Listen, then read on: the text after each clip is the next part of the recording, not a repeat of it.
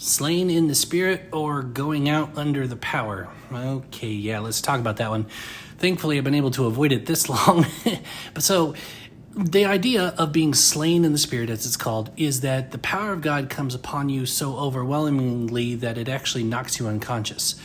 And while I have personally never experienced that, I have felt his power wash over me to the point where I was hindered in my normal cognitive abilities.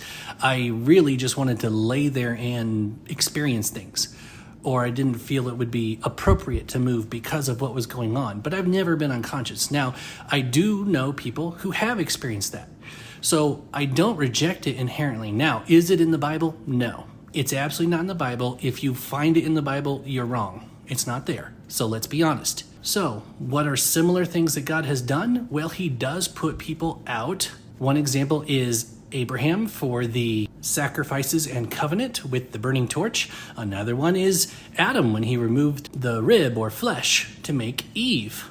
So God can put people under, but there are other things that people have no problem accepting as true that are not found in the Bible. I met a missionary once, but he went around with his family and he played the piano. He never had a single day of lessons in his life. He is actually told by his dad, "You're going to play the piano for our family ministry." So he remembered very vividly when he was a kid, he sat down at the piano and said, "God, if you want me to do this, you need to teach me how to play."